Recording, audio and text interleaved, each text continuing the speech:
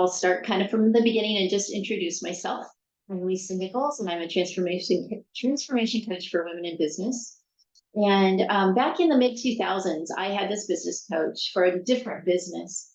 And honest to goodness, I could not do one thing that partner told me to do. I was so heavy into procrastination. Like a pile of clothes on my closet floor would defeat me. I couldn't even deal with it. It was difficult to get out the door. I was perpetually 10 minutes late. And it wasn't because I couldn't manage my time or anything like that. It's because I had a number of beliefs that we're going to talk about in a little while that prevented me from being able to really step forward and do what I wanted to do when I wanted to do it. There were so many goals, so many ideas, so many desires that I never even took a step on because of the procrastination. And over the years, I've definitely come to grips with it. And it's so easy now to get things done. I just do them. And it's crazy. I still appreciate it to this day when I just see something that needs to be done and I just do it so easily. It's just a wonderful feeling. Again, everyone procrastinates. Sometimes it's not that I don't procrastinate. I can tell you what I'm procrastinating on right now. And I brought up email earlier because that's what I'm procrastinating on, is writing a series of emails. But it's my very next thing to do after this call. So I'm not gonna stop myself anymore. So the thing about it is that even when I do procrastinate, I'm very much aware of it. I have tools and resources and the resilience to overcome that procrastination and actually do what I need to get done. So I'm a former corporate person. I worked for years in corporate. I actually had quite a few successes in my life. I was the first person in my mom's family to get a college degree, let alone a master's degree. I went and got a master's degree. I was a vice president at a large bank in my 30s. I have been president of the board of a nonprofit. The thing is that all of my success was driven by feelings of fear, of inadequacy, of lack of self-worth, which are all the things that drive the procrastination. So it was in some ways those fears were kind of gas on and brake on at the same time, because I wanted to. I did everything I could because I never felt like I did enough, but at the same time I felt scared to actually do things. So it was this back and forth. So what really started changing things for me is when I got my EFT tapping practitioner certification in 2019. And I'd been doing my personal work for a while, and things had gotten better. But it wasn't until then when I really figured out what was going on and completely eliminated the deep-seated fears and anxieties that were driving my procrastination. So I've already kind of given you a hint about what we're going to talk about in just a minute, but let's talk about what procrastination is not and what doesn't work to get rid of it. So if you guys probably know, procrastination can feel really normal. It can just feel like that's just who you are. It's just part of, you were just born that way. It's just part of your makeup, part of your personality. And you may not even know you're procrastinating sometimes because it's just so ingrained into your life.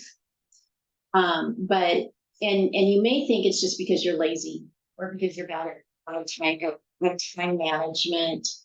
Or you don't know how to organize, you're not organized, etc. And that is not what drives procrastination. And there are so many techniques out on the internet, or therapists give you, or teachers give you, schools give, the kids all these binders with steps on what to do, like write a to-do list, write a priority list, set your goals, block off time, eliminate distractions, like put your phone in another room, etc. And these are all great organizing and time management techniques, but they are not going to help you stop procrastinating. And in fact, if you've done them before, or if you try them, they might help for a little while, but eventually the the underlying beliefs that drive your procrastination will come up, and you'll just start procrastinating again. So it's what it really is. Let's go into what it really is. It's a coping mechanism.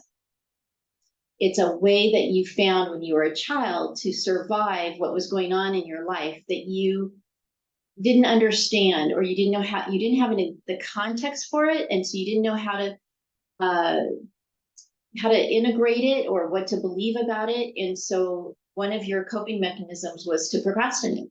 I had a client, she's a great example of this. I had a client who's almost died when she was 2 years old. And her mom became very protective of her after that and would do things for her all the time. And so she felt like she had very little control or autonomy over her life. And so one of the ways that she dealt with that was to become a procrastinator. It's kind of a passive aggressive way to get some sense of control over your life.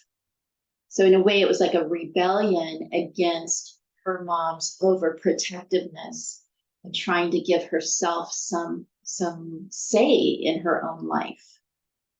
So that's what procrastination is, and where it can come from so many different underlying beliefs and fears that it can come from a combination of them. From my perspective, for me, it really came from social anxiety that I didn't even know I had until recently.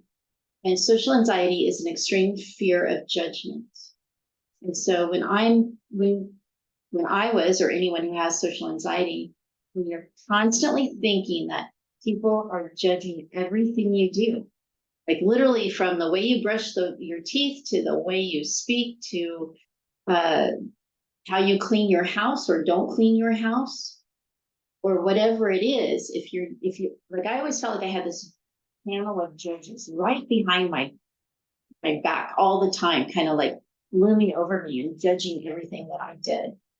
And so different people have different fears or anxieties or beliefs or emotional triggers that drive their procrastination, but that's where it comes from. So how to get rid of it is to work on those underlying beliefs. Now, the tool that I use is EFT tapping, and I have found it to be very, very effective. But there are lots of tools that can be used that can be help with transforming your personal beliefs and your emotional triggers that don't serve you, that can keep you in that rut of procrastination. But today we're going to use EFT tapping. So I'm going to stop here for a moment before we actually talk about EFT tapping and do a demonstration of it, and work on the thing that you're procrastinating on right now. So right now, is there any questions, comments, thoughts before I keep going?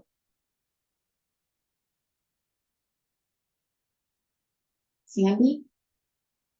Okay. Hi, I'm retired.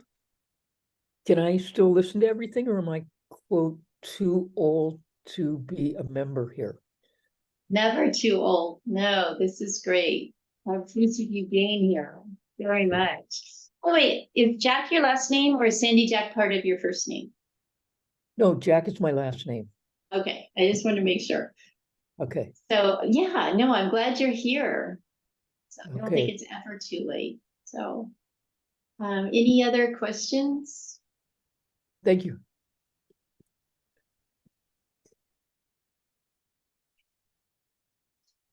So let's talk about what EFT tapping is. How many of you have done it? I know Debbie and Amy have done it before. Sandy or Jonathan, have you ever done it? Okay, cool. Kelly and Elizabeth, I can't see your hands if you're here, but have you ever done EFT tapping? I've heard of it, but I haven't done it. Okay, cool. I'm thinking, what is it? Right. So EFT tapping started in the 1980s. It came out of another therapeutic technique, we'll say, called thought field therapy. EFT stands for emotional freedom techniques. And it's just a method that works to rewire the brain so that the stored memories and the stored emotional triggers get kind of rewired out of your system. So in the EFT world, well, our understanding is that when we go through a trauma, and a trauma can be a big T trauma, like an accident or abuse, or it can be a small T trauma, like your teacher embarrassing you in front of the class, or your mom commenting negatively on something that you did. So it can be big or little, but any kind of trauma that we might go through as a child gets stored in our body. And over time, the stored memories can actually generate into physical diseases. But it also, what happens is you create a belief at that point in time when you have this trauma. And then because you have this belief, the rest of your life, basically, until you can disrupt it, the rest of your life, you see evidence that this belief is true. And it's that old thing of saying, oh, don't look for red cars. And then everywhere you look, you see red cars. So if you believe that no one hears you, you're not listened to, you will see in the world people not listening to you. And it may actually be happening, but a lot of times you either can kind of subconsciously create it or you see it even when it's not there. So if you believe that that it's scary to talk to authority figures, which is one of the symptoms of social anxiety disorder, then it will be scary to talk to authority figures. So it's that how we create the world, our lives in our world is through these filters that we have, these beliefs that we have. So when we do EFT tapping, it can completely transform those underlying beliefs and shift the negative or thought patterns that we have, like how we talk to ourselves, and it can help separate the emotional trigger from the event.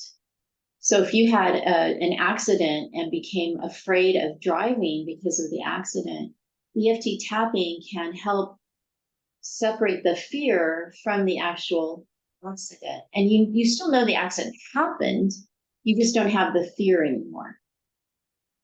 So let me see if there's anything else. So I think of it as a combination of kind of Western psychology and Eastern acupuncture and acupressure, because we literally will tap on the meridians, some of the meridians in the body, while we talk out loud about the issue that we're dealing with. And so that's kind of a cognitive type therapy. And then we tap on our body, so that's somatic. And so it's this combination of things that can be very effective for transforming these negative things. So let me walk you through how we do it, and then I'll ask for questions, and then we'll actually do it. So we always start with a setup statement. In the setup statement, we're going to tap on the side of the hand below the small finger, and it doesn't matter which hand you use. There are some places you can even use both hands. So when you're tapping on the side of the hand, and can be with 2 or 3 fingers, however that is. Amy does it kind of like a karate chop. That's how she does it, and I do it side of the fingers, with the fingers. We say a setup statement. And the setup statement always starts with, even though, and then you state the problem you're dealing with, and then you follow it with a statement that says, you know what, this is how I'm feeling right now, and I'm just going to accept that. You can say something like, I'm open to coming to peace around this. You can say, I'm willing to forgive myself as best I can. The one I usually use is, I deeply love and completely accept myself. So an example would be, even though I'm procrastinating on this project and it's really causing me a lot of stress and anxiety, and I don't know why I'm procrastinating, I deeply love and completely accept. So that's an example. So from here, we're going to tap on more parts of the body, and we're going to do it together so you don't have to memorize them. Some practitioners start at the top of the eye. I was trained to start at the top of the head. So we'll start at the top of the head. Then we go to the top of the eye, which is on your eyebrow next to your nose. So actually literally on your eyebrow next to the nose. And then the side of the eye, under the eye, under the nose, the crease of the chin, just below the collarbone. So like here's my collarbone. Right. If I just slide down just a half an inch or an inch, there's a little soft spot. And so you tap there. And that's such a key point because it's associated with the thymus gland, which is a master gland in our body. So you won't be able to see me do this, but the next point I go to is the bottom of the ribs. And then under the arm, which is like 3 or 4 inches below your armpit. So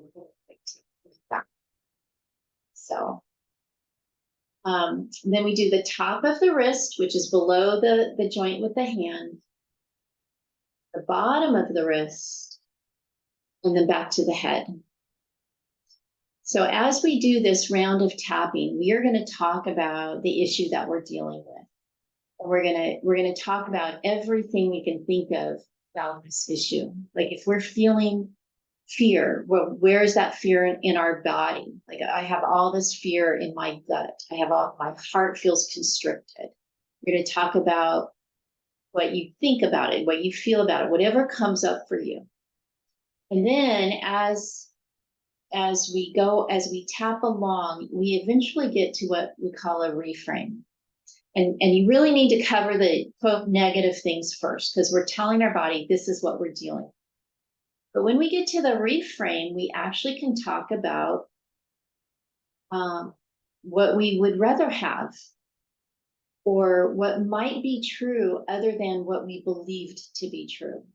So if our parent did something that really hurt us when we were younger, in the reframe, we may say something like, my parents were doing the best they could. Maybe my mom had no idea how much she hurt me.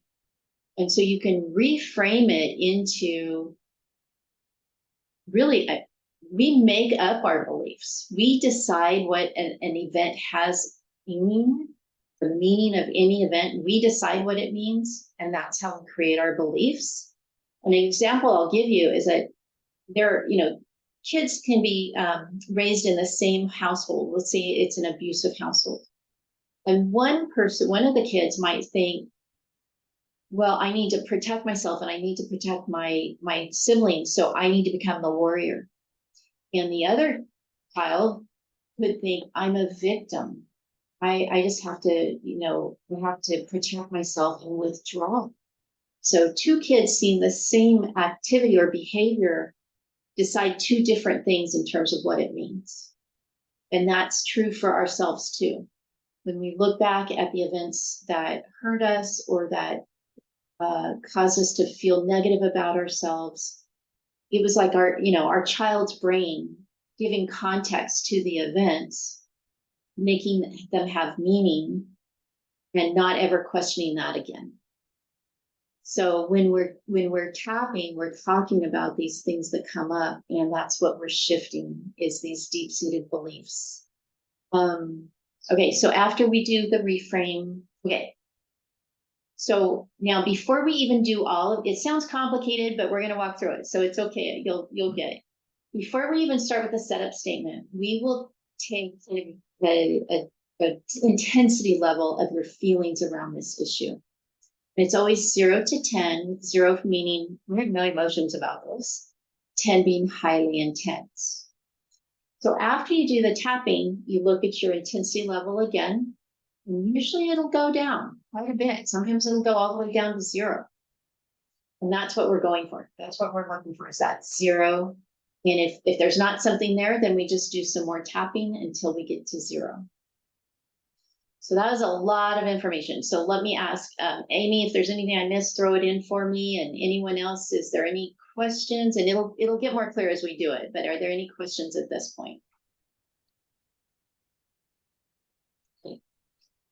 All right, so now, does everyone have in mind something that you're procrastinating on, or if not something right now, something that you tend to procrastinate on? Yeah, Amy, Jonathan, yeah. Sandy? Okay. You have something that you're in mind? Okay. So when you think about this thing, and here's where I'm going to ask you to either put it in the chat or unmute and tell me outright. When you think about this thing you're procrastinating on, what comes up for you? What thoughts, what feelings, what fears?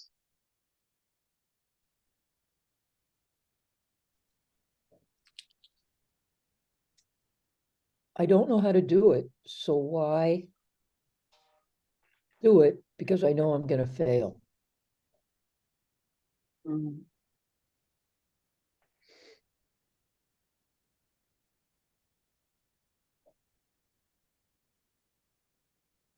Not good enough is mine.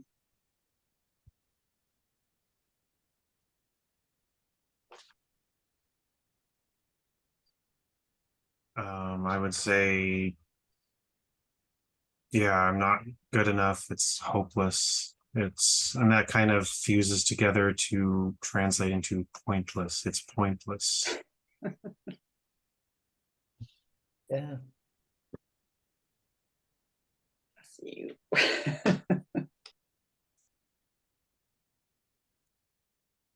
So, anything else?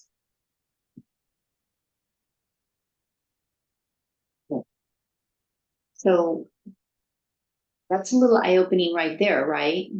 In terms of why you're procrastinating.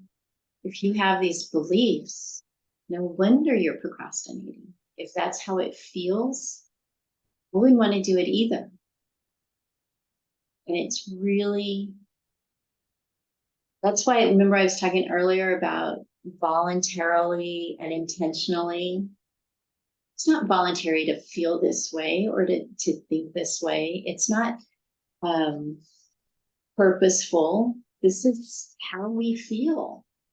And when we can't move through those feelings to be able to do this project, it's definitely not voluntary. It is something that it's just, it can be so terrible. I remember so many times when I would be so frustrated from my procrastination that I would want to cry. I would want to do something so bad and still not be able to do it so badly. That so frustrating. Okay, so we are going to do some EFT tapping. And so the first thing is, when you think of this,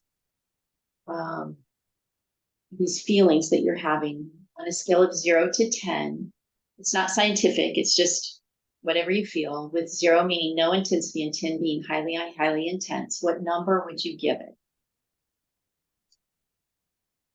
You can just write it down if you want, or you can let me know. Amy says a 4 right now.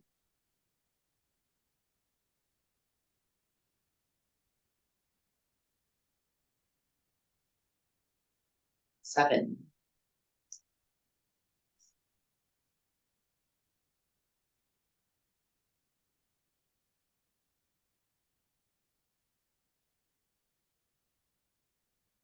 You have a number for how you're feeling?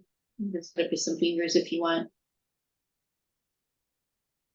I think she's got a very busy flower shop, so she's trying to be involved, but she's got customers she's taking care of, I think. Okay, so let's get tapping.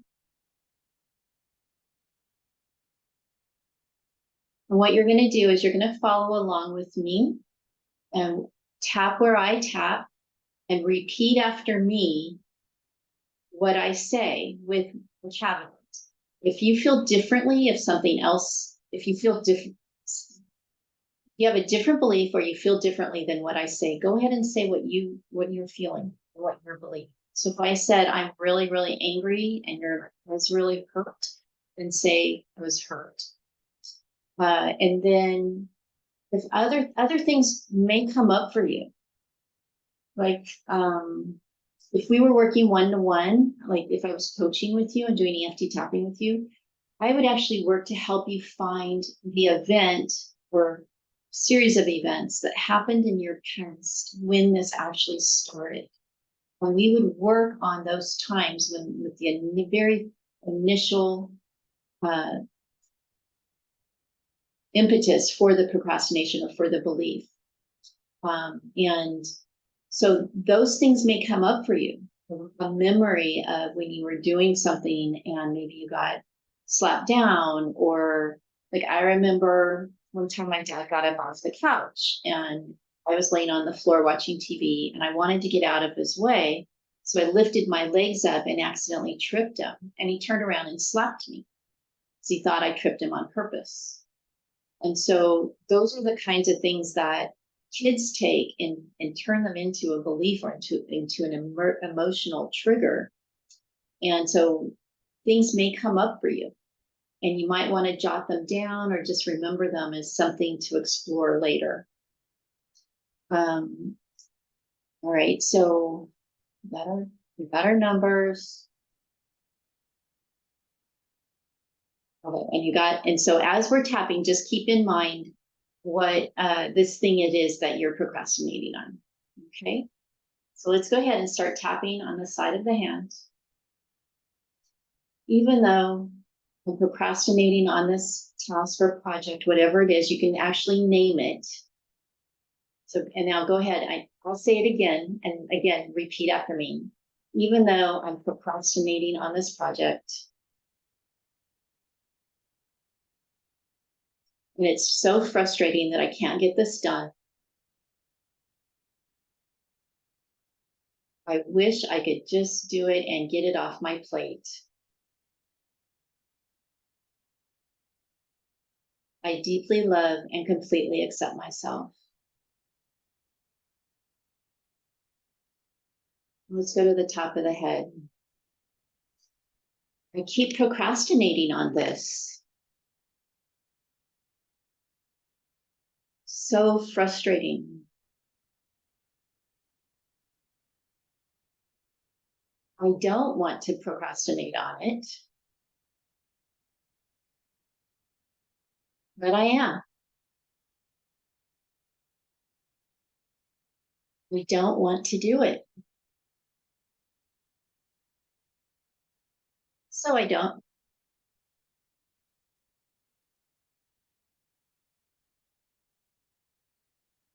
know how to do it.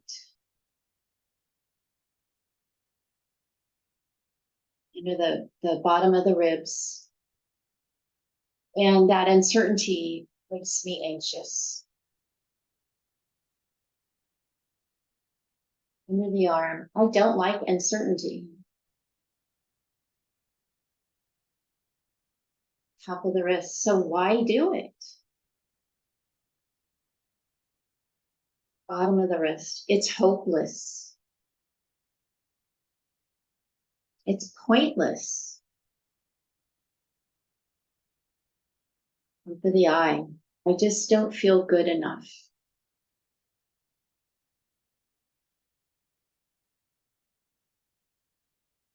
Side of the eye. If I get it done, people will see it. Under the eye, they'll judge me for it. Under the nose, they'll know I'm not good enough.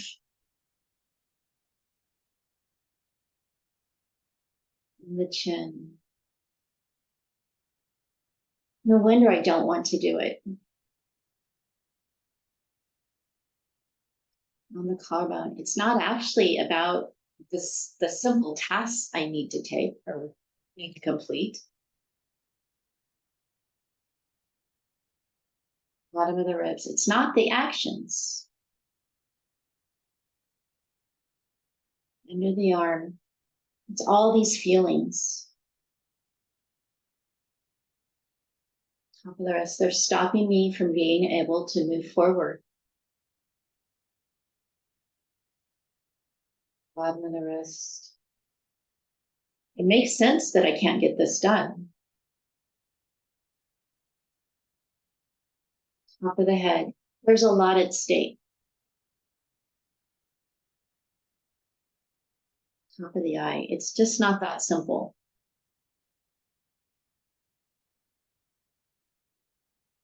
Side of the eye. It doesn't matter if I get it done anyway.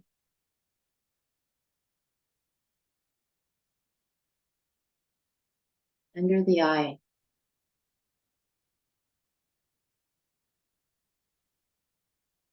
Maybe there's a different way to look at this.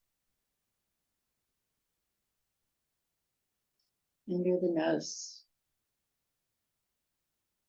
What if I just got this done on the chin without judging myself?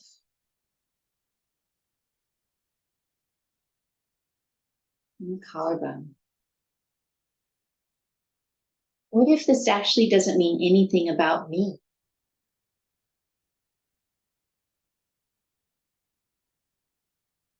Bottom of the ribs. What if I'm just giving it too much meaning?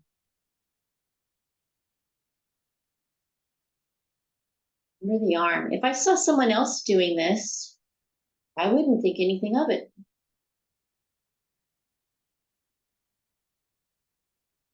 Top of the wrist. I wouldn't judge them. I wouldn't think they were hopeless.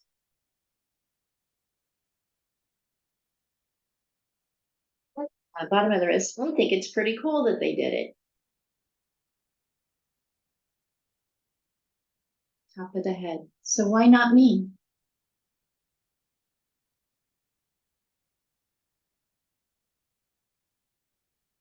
I'm just as capable. Side of the eye. I'm just as deserving.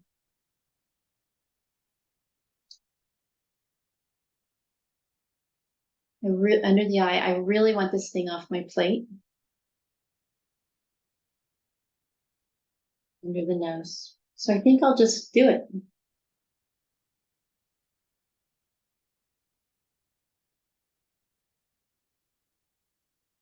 So let's stop there and check in. I think you could see how we started really using your actual words of the things that came up for you when you thought about this procrastination, and said them outright, and then over time moved into the reframe. So now when you think about this on a scale of 0 to 10, what number would you give it?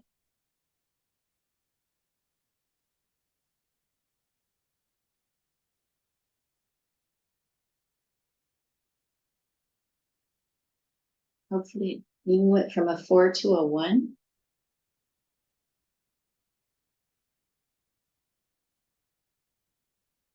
Then went from a 7 to a 5. Wonderful. Oh, so Jonathan, if you wouldn't mind if I picked on you. I feel surprisingly tired. Yes, you're working on internal. It does calm the energy in your body. It like resets your nervous system, and so it does calm you down. But also you're moving energy and you're shifting things around, so it can be very tiring. But can I ask you, Jonathan, what is still, when you think of it still, what still comes up? Like what's still making up that 5?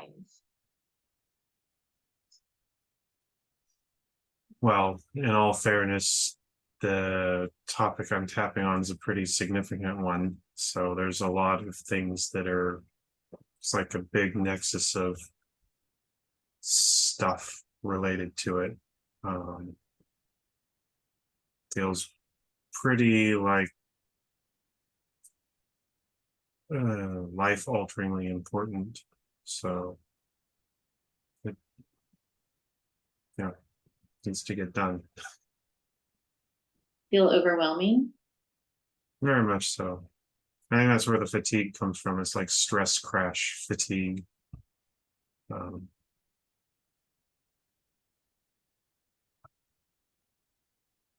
Okay. So let's do a little more tapping then.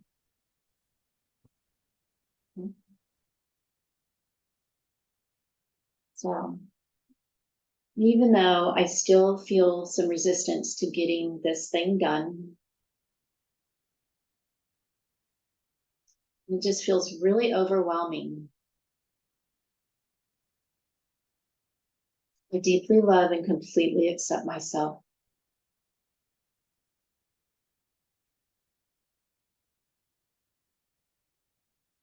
Top of the head, this task just feels so overwhelming.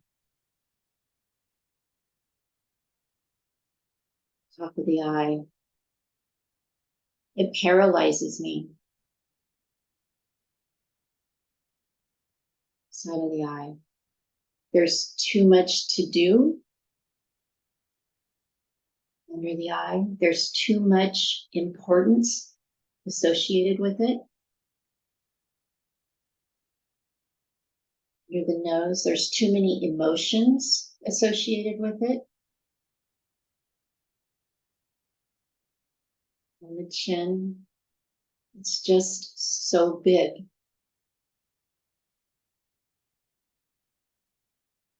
On the collarbone, it feels like it's life altering. Bottom of the ribs. No wonder I'm having a hard time doing it.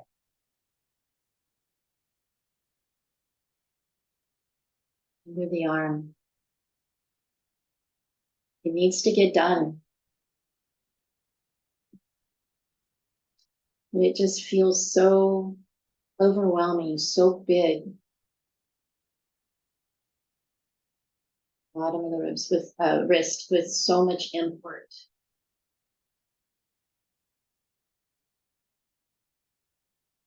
Top of the head. There are very few things in life that seem this big. Top of the eye. We're not talking about getting the dishes done here.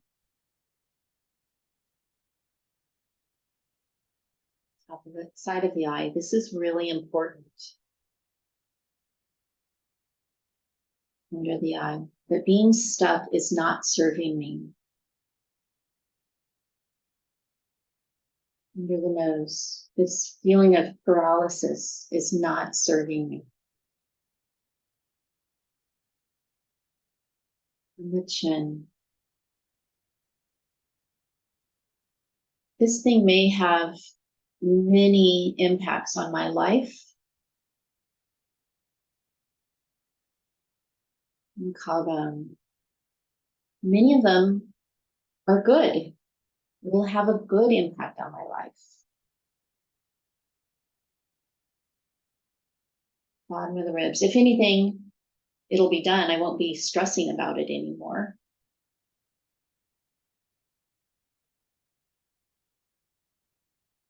Bottom of the rib, under the arm. But the uncertainty of what's going to happen is uncomfortable.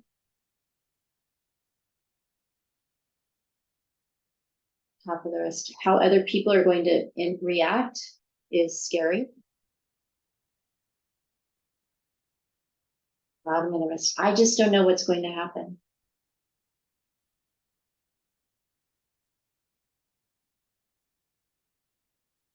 So I don't do anything.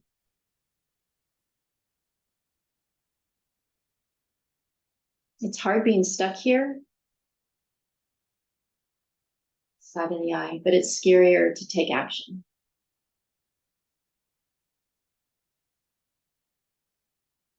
Under the eye.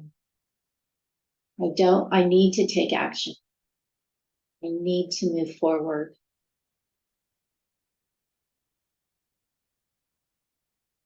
This procrastination is my body's way of trying to protect me. And chin. It's my way of coping with the stress and the anxiety and the uncertainty.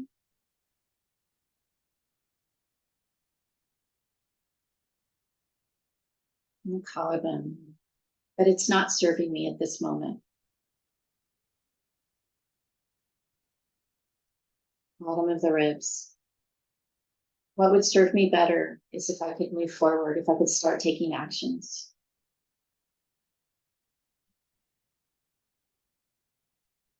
Under the arm. I don't need to do it all at once. Top of the wrist, I can take small actions bit by bit until I'm no longer anxious about it. Bottom of the wrist.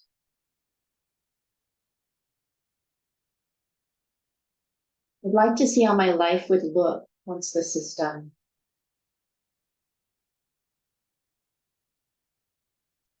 Just think of not having this hanging over my head. What would that feel like? Top of the eye, it would be so freeing.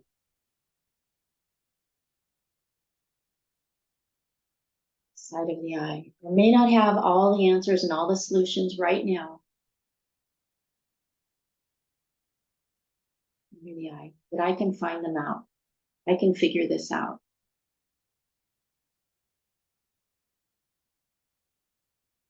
I'm just going to tap under my nose and just say to yourself anything else that you might, that has come up for you, that you might just want to say to yourself, anything else.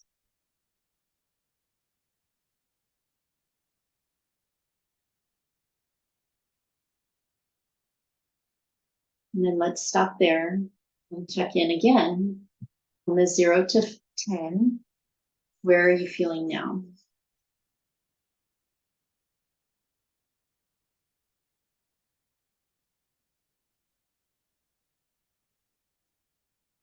Amy's at 0 and Jonathan went down to 3. That's wonderful. You went from a 7 to a 3. So the next thing, Jonathan, is just, again, sit down and think about what is it that's still there for you? And you can do tapping on your own. And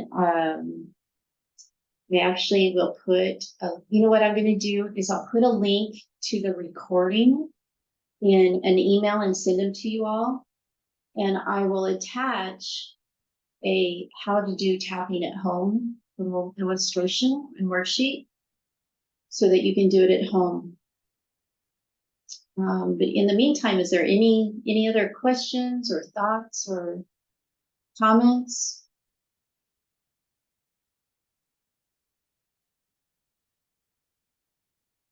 Is it different than what you thought it would be?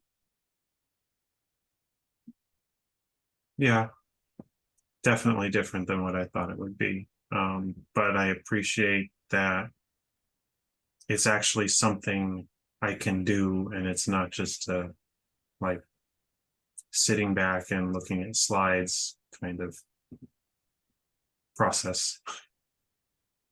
Oh, thank you. I appreciate that. Yes, try to make it actually very worthwhile. So we have 2 minutes, but I'll go ahead and kind of close up and then we can talk about whatever we want to talk about. I do one-to-one work with people I do EFT tapping on procrastination and other issues. And Amy is actually a fellow EFT tapper as well. And so of course you can always work with me, but my suggestion today is to actually go to have a quiz. I'll put it in the chat. It's youprocrastinatequiz.com. And it takes 10 minutes or less. Some people it takes 5, some people it maybe takes 11.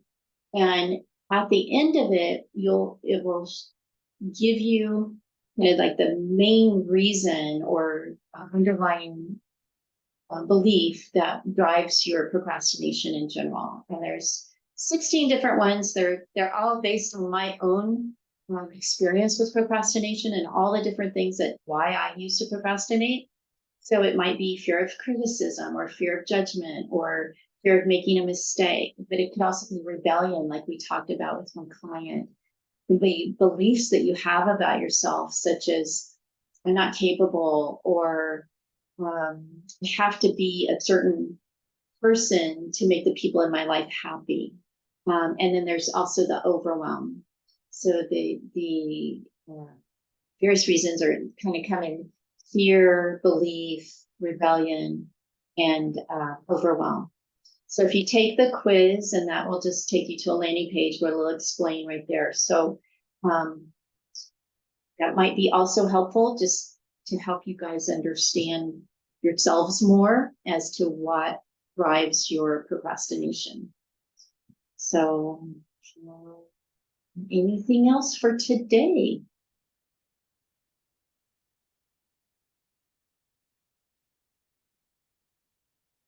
I hope it was really helpful, and I do these masterclasses or webinars once a month, and different topics sometimes, but it's usually around procrastination. I have a YouTube channel that some of the past recordings are on, like money beliefs and how they can create procrastination.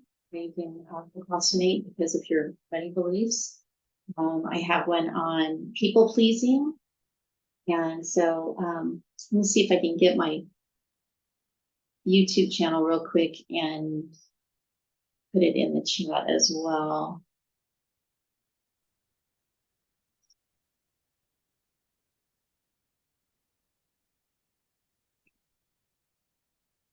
In case you wanted to watch any of the past ones. Okay. Thank you so much for being here today. I really appreciate it. Thank you. Yeah, you're welcome. Thanks, Lisa. That was awesome. Thank you very much. Thank you, you. everyone. We'll see you all again, hopefully. All right. Okay. Bye. Bye. Take care. You too.